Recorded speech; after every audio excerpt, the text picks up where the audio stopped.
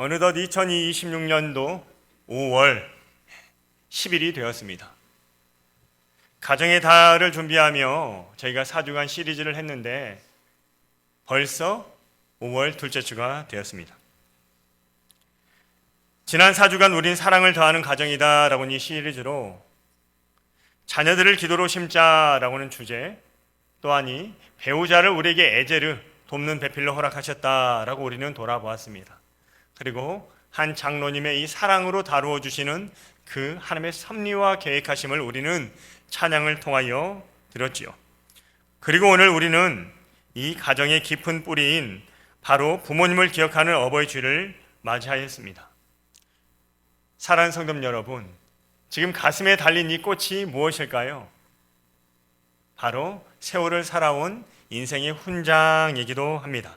우리 좌우 앞뒤로 한번 인사했으면 좋겠습니다. 꽃보다 아름다우십니다.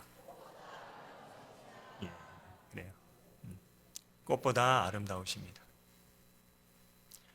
저희 주차장 화단을 가다 보면 계획하지 않은 이 화단이에요.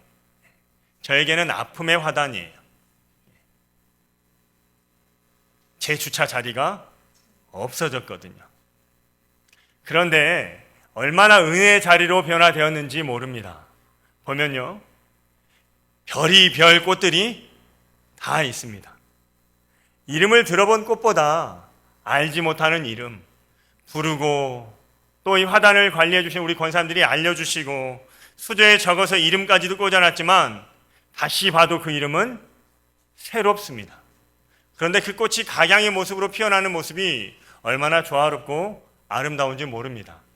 우리 꽃 되신 우리 장로님, 우리 권사님, 집사님이 꽃을 달고 나도 꽃이다 라고 이 꽃밭을 거닐러 보시면 어떨까 싶습니다. 이야기를 하는 이유는 무엇일까요?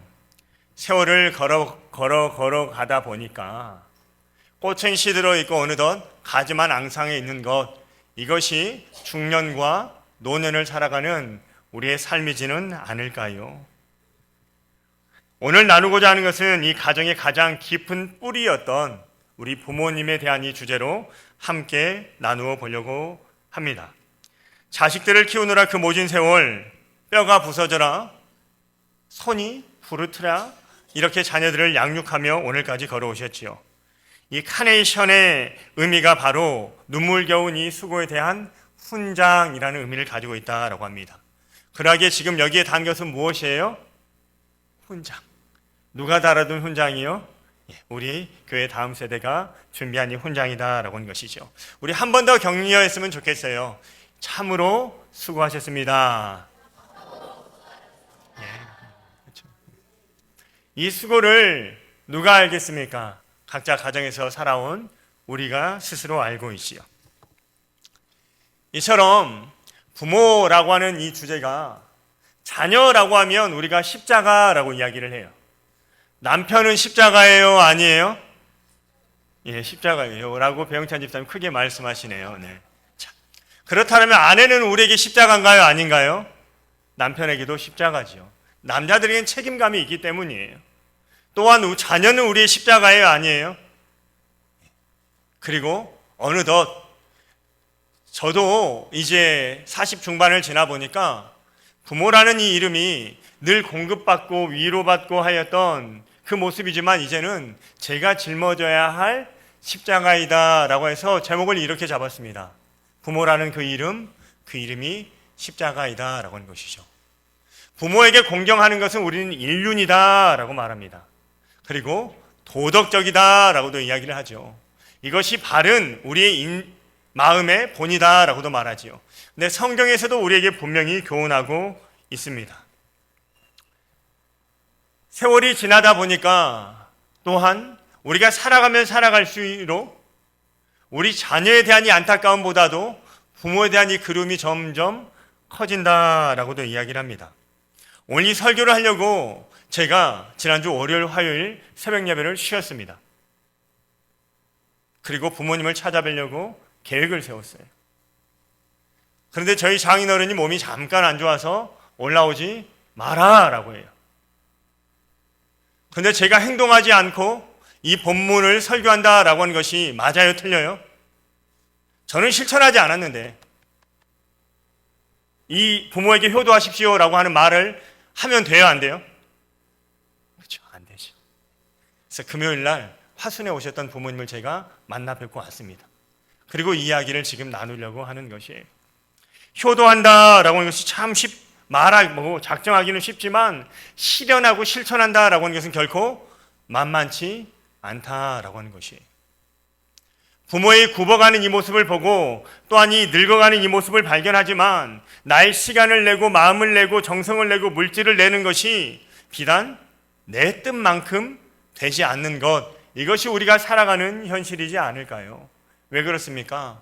우리 친가가 있지만 우리의 처가도 있기 때문이지 않겠습니까? 이처럼 우리가 이 사랑하는 이 헌신도 있지만 또한 우리가 짊어져야 할 삶의 이 무게도 존재한다라고 하는 것을 전제로 한 걸음 더 나아가 보려고 합니다. 20세기의 심리학자였던 에릭 에리슨이라고 하는 이 학자는 노인 심리학자라고 합니다. 발달 심리학을 또한 전공하기도 하였는데 이런 말을 했어요. 에릭 에리슨은 이 한 말 중에 하나는 노년기는 자신이 살아온 삶을 돌아보며 그 의미를 통합하는 것, 통찰하는 시기가 바로 노년기이다라고 이야기를 하는 것이지요. 내 삶의 가치가 있었다면 확신이 서서 평안함을 누리지만 또한 이 돌아보니 과거를 보면서 불안정함과 나의 실수와 실패가 있었기에 이것으로 인하여 상실감과 절망과 두려움을 오히려 겪게 되는 것이 노년기이다라고도 말하죠. 그러하게 이러한 말 들어보셨습니까? 노년 우울증이라고요. 황혼, 이혼이라고 하는 이 신조어가 생겨나는 것이 이 시대에 우리가 살아가는 삶 아니겠습니까? 여러분, 누군가는 안정을 추구하기도 하지만 누군가는요, 우리의 부모님이 깊은 절망과 두려움에 하루하루를 이 투쟁 가운데 살아가는 우리의 부모님이 존재할 수 있다라고 하는 것이죠. 아니, 이것을 겪고 우리에게는 웃음과 우리가 오면 위로가 되지만 우리가 떠나서는 이 슬픔의 골짜기를 지나고 있는 우리 부모님들이 분명히 존재한다라고 하는 것이지요.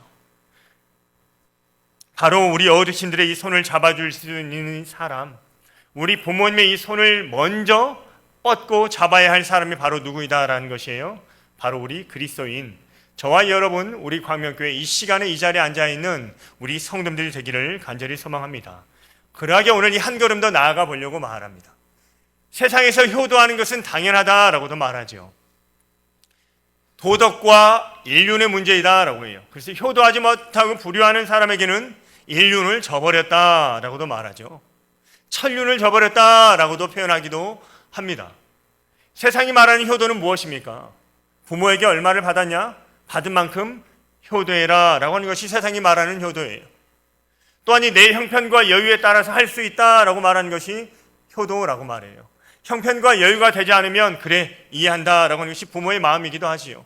그런데 오늘 이 한 걸음 더 나아가서 보고자 하는 것은 무엇이에요? 성경에서 효도를 말해요, 안 해요? 말한다 라고 하는 것이에요. 하나님께서 우리에게 명령으로 주신 것이 바로 내 부모를 공경하라 라고 하는 약속이 있는 첫 계명에 대하여 다루어 보려고 합니다. 이것이 바로 우리의 신앙의 시금석이 발판이 되어야 한다라고 하는 것이죠. 우리가 이 땅에 존재하게 하였던 이 하나님의 이 섭리와 이 주권에 대하여 인정한다라면 우리에게 어찌하였듯이 우리가 어떠한 삶을 주고 받았을지는 모르지만 하나님을 경외하는 마음으로, 하나님의 그 뜻을 먼저로 여기는 마음으로 우리가 어떻게 살아가자라고 하는 것이에요. 우리 부모님을 공경하자, 경외하자라고 하는 것이죠. 한번 우리 입술을 통하여 한번 고백해 볼까요? 내 부모를 공경하겠습니다. 그렇죠. 한 걸음 더 걸어가려고 합니다. 오늘 우리가 읽은 이 에베소 6장 2절 말씀을 보면 내 아버지와 어머니를 공경하라. 이것은 약속이 있는 몇 번째 계명이다라고 말할까요? 첫 계명. 제 이야기가 아니에요. 성경이 하고 있는 말씀이에요. 약속이 있는 첫 번째 계명이다. 이 첫 번째 계명이 무엇인가? 라고 할 때 10계명의 이 5계명에 대하여 이야기를 하는 것이죠. 내 부모를 공경하라 라고 하는 것입니다. 하나님께서 10계명을 주실 때 1계명부터 4계명은 우리가 무엇이라고 말하죠? 한번 따라 봅시다. 대신계명.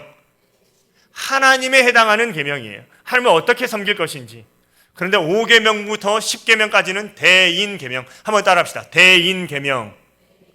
사람들에게 어떻게 살아갈 것인가, 하나님과 사람들에게 우리가 어떻게 보낸 존재인가를 깨닫게 하신 것이죠. 5계명이 무엇이에요? 내 부모를 공경하라 라고 하는 것이죠. 우리 사람들 사이에서 살아갈 우리에게 주신 첫 번째 계명이 바로 부모를 공경하는 것입니다. 살인하지 않는 것 중요합니다. 간음하지 않는 것도 중요합니다. 그러나 그보다 먼저가 무엇이에요? 부모님을 공경하는 것이다 라고 하는 것이죠. 세상은 효도를 도덕이나 인륜의 문제로 보지만 우리는 형편이 되고 안 되고를 떠나서 나한테 해준 게 많으면 보답하고 안 해준 것이 있다라고 한다면 우리가 갚지 않는 것이 아니라 하나님께서 우리가 이 땅 안을 살아가는 약속이 있는 첫 번째 계명으로 주신 이 계명이기에 부모님을 공경하기로 결단하는 것이다 라고 하는 것이죠. 철학자 막스 피카르트는 이런 말을 남겼습니다. 뿌리를 잃은 나무는 서 있는 것처럼 보이지만 이미 죽어가고 있다라고 하는 것이죠. 우리가 이 살아갈 수 있도록 줄기가 되고 가지가 되고 이파리가 되어주셨던 분이 누구입니까? 바로 부모이다라고 하는 것이죠. 그런데 뿌리가 흔들려 버리면 이는 쉽게 죽어버리는 식물과 같다라고 하는 것이죠. 부모님이 바로 우리 인생의 뿌리이다라고 이 철학자는 이야기하고 있습니다. 뿌리를 경히 여기는 자는 아무리 화려하게 성공할지라도 영적으로는요 서서히 말라가는 나무와 같다라고 하는 것을 오늘 성경이 우리에게 주장하고 있고 또한 이 철학적으로 우리에게 증거하고 있습니다. 그리고 하나님께서는 이 계명의 2절 말씀 다음에 3절에서는 이렇게 말씀하십니다. 내 부모를 공경하라. 이것이 약속 있는 첫 번째 계명인데 그러함은 누가 잘 된대요? 너희가 잘 되고 너희가 이 땅에서 장수할 거야 라고 하는 두 가지의 복을 우리에게 말씀하고 있는 것이에요. 그렇다면 잘 되는 복을 여러분 누리고 싶으십니까? 땅에서 장수하는 복을 누리고 싶으십니까? 그렇다면 성경이 무엇이라고 말씀하십니까? 약속이 있다라고 말씀하시잖아요.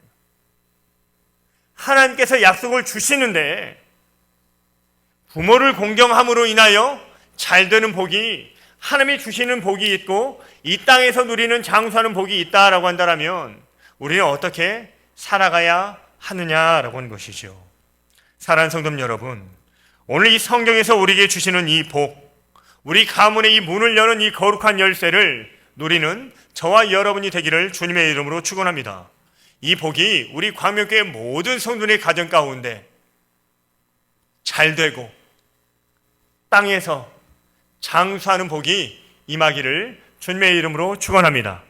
이 열쇠가 무엇이에요? 한번 따라합시다. 내 부모를 공경하라. 성경은 2인칭으로 말해요. 하나님께서 우리에게 하시는 말씀이에요. 내 부모를. 우리가 누군가에게 이야기를 하죠. 내 부모를 공경하라. 자녀들에게요. 아니요, 먼저는 내가 부모님을 공경하겠습니다 라고 우리가 적용해 보는 것이죠. 그렇다면 이 공경하다라고 하는 이 표현을 우리가 알고 있지만 한자이지만 어떻게 내 삶에 적용할까라고 하는 것들을 한 번 더 묵상해 보았으면 합니다. 가장 큰 효도는 무엇일까요? 이제 노쇠하신 이 부모님을, 어르신들을 경히 여기지 않는 것이다 라고 잠언 23장 22절 말씀은 우리에게 교훈하지요.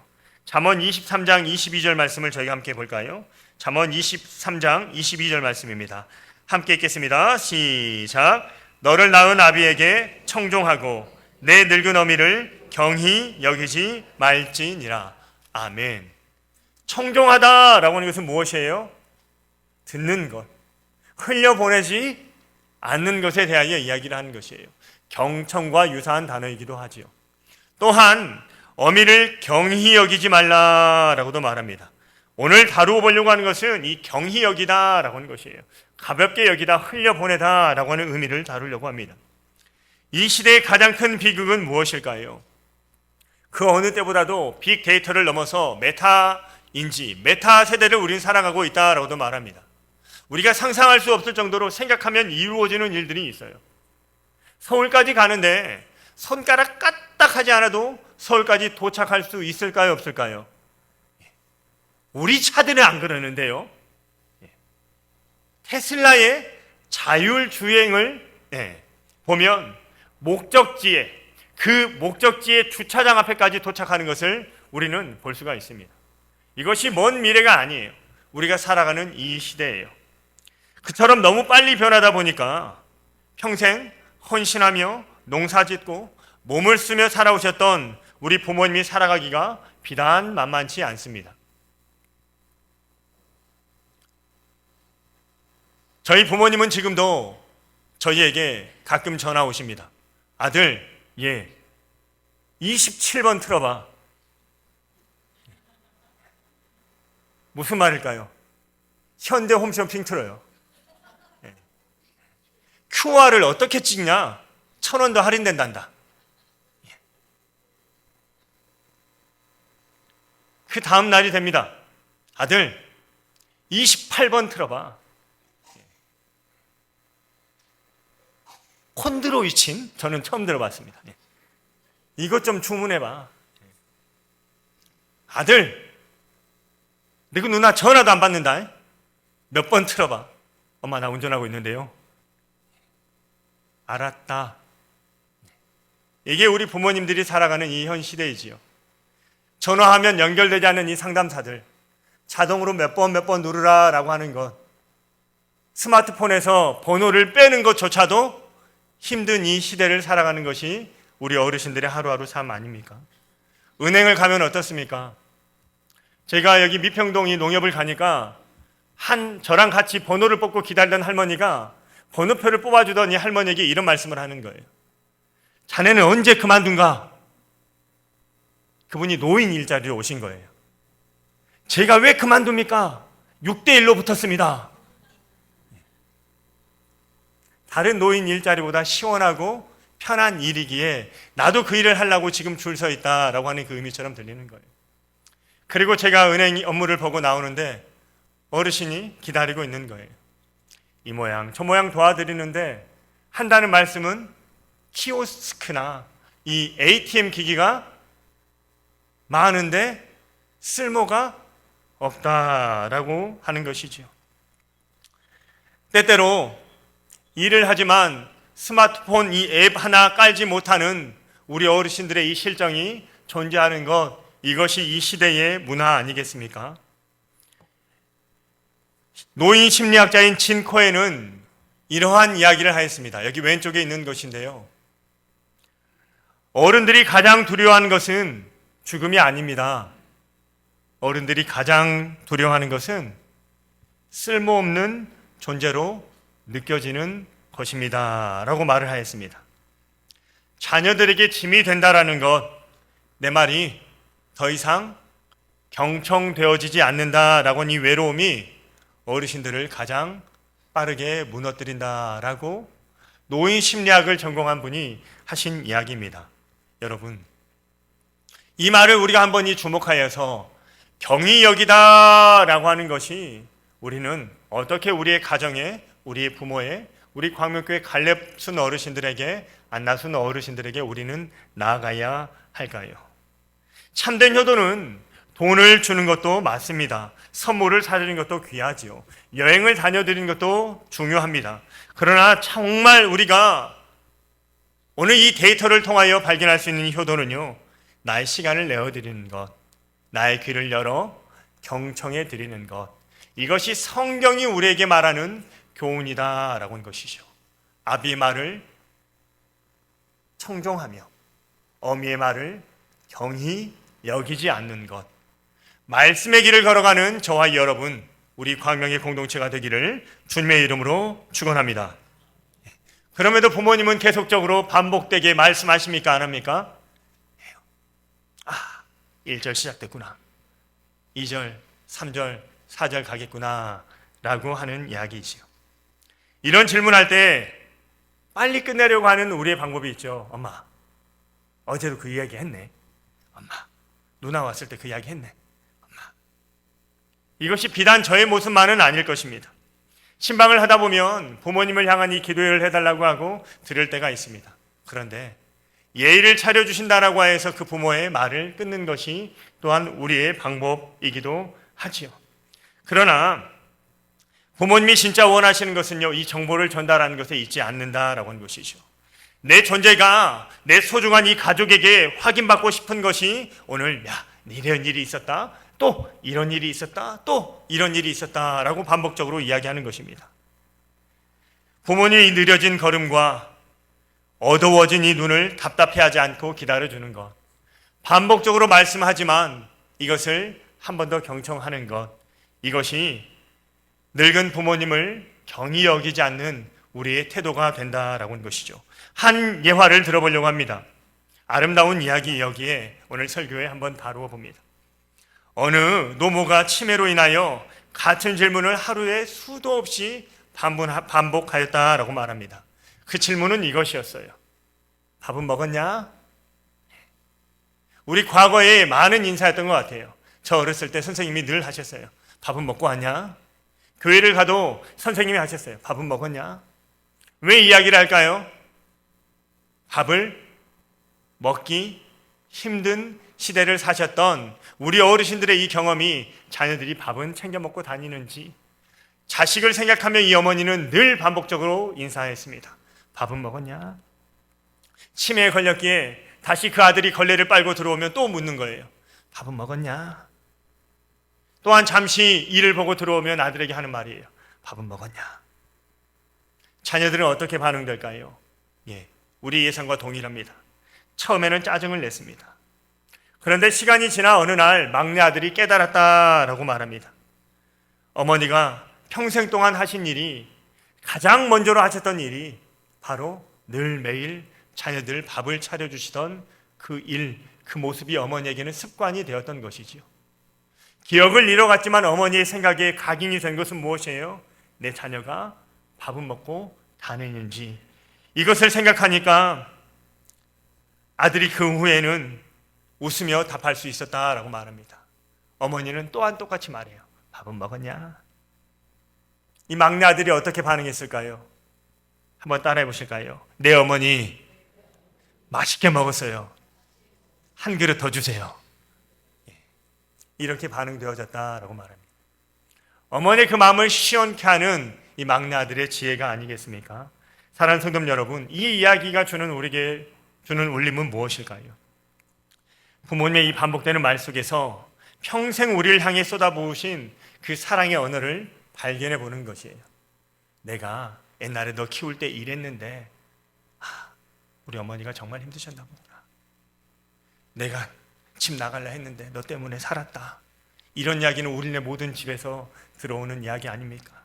너 아빠가 그랬는데 그만해서 아빠 듣네. 이런 이야기가 아니라 위로하고 경청해 주는 것, 이것이 우리 광명교회가 2026년도 5월에 걸어가야 할 걸음걸음이 되는 줄 믿습니다.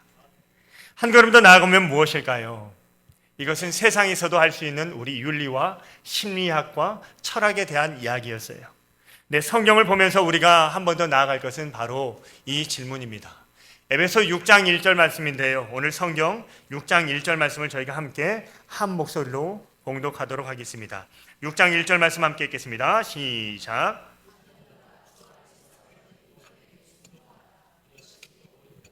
아멘. 자녀들아 라고 말합니다. 여기에 한 분도 자녀가 아닌 사람은 있어요, 없어요? 없어요. 한 분도 없어요. 우리 모두 다 자녀예요. 그렇다면 우리 모두에게 하시는 말씀인데, 부모에게 순종하라, 이것이 약속 있는 첫 번째 계명인데, 에베소 6장 안에 1절에서는 무엇이라고 말합니까? 어디 안에서요? 주 안에서라고 말하죠. 인 크리스토입니다.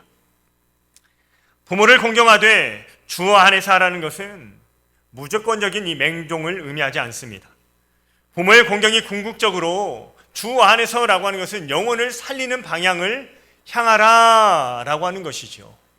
육신의 부양도 옳습니다. 정서적 부양으로 우리가 듣고 경청하고 경히 여기지 않는 것도 중요해요.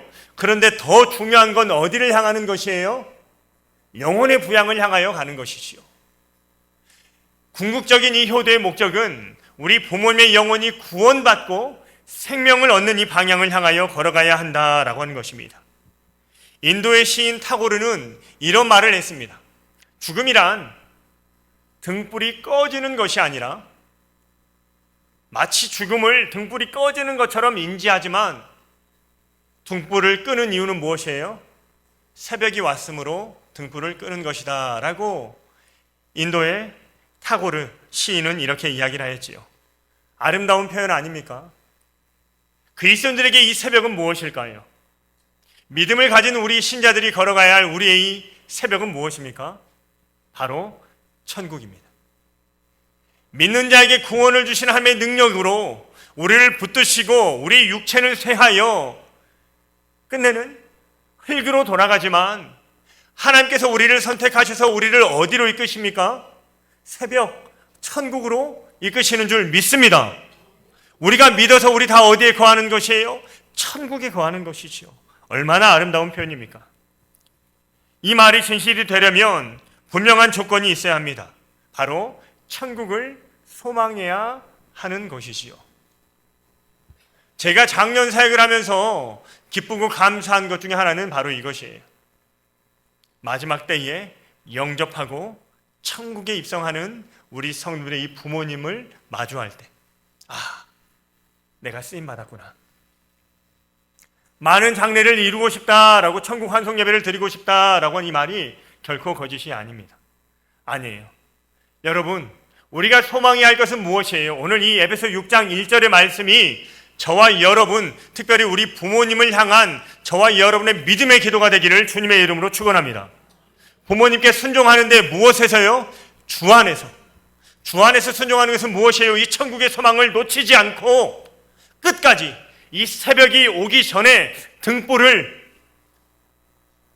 우리 부모님의 심령에 심는 것. 그리고 그 등불이 꺼지는 것이 끝이 아니라 그 너머에 무엇이 있는 거예요? 천국이 있는 것이에요. 훗날 우리의 등불도 꺼질 때 어디에서 만나는 것이에요? 천국에서 만나는 것. 이것이 우리에게 참된 기쁨과 소망이 되어야 하는 줄 믿습니다. 네.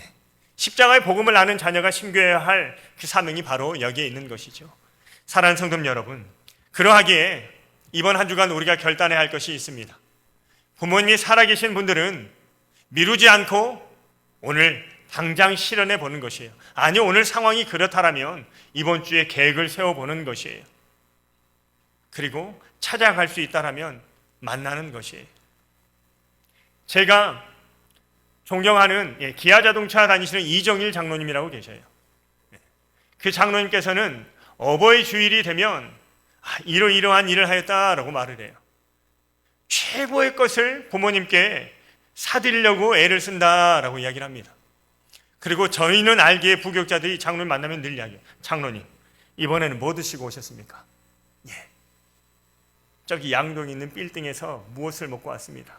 아버지가 어떠시던가요? 좋아하십니다. 2년째였어요. 어떠십니까? 안 간다고 합니다. 왜 그러십니까? 그 가격을 아버지가 아셨습니다. 가셨습니까? 안 가셨습니까? 예, 갔습니다. 3년째, 4년째가 됐더니 부모님이 이제는 뭐 할까요? 메뉴를 찾고 계십니다. 무엇일까요? 부모님은 끊임없이 자녀가 잘 되기를 원하시고 아껴서 더욱 간직하기를 원하시지만 부모님이 살아계시는 날은 유한하다라고 하는 것이죠. 이것을 듣고 성경에서 부모를 공경하라 경히 여기지 말라라고 하는 이 말씀의 무게보다 그렇게 걸어가고 있는 이 선배들의 모습을 바라보니까 저희도 어떻게 할까요? 실천하는 모습을 바라보지 않겠습니까? 바라옵기는 이번 한 주간 부모님을 경외하는 것, 부모님을 공경하는 것, 이것이 우리에게 주는 약속 있는 첫 계명이다라고 한다면 부모님을 공경함으로 누리는 그 열매가 저와 여러분의 삶 가운데 가득하기를 주님의 이름으로 축원합니다. 또한 반대로 우리 부모님을 먼저 보내신 분들도 있지요. 그렇다면 어떻게 해야 할까요? 그 말을 전하고 싶어도 이제는 전할 길이 없어 가슴이 먹먹하신 분들은 우리 형제들을 조금은 돌아보십시다.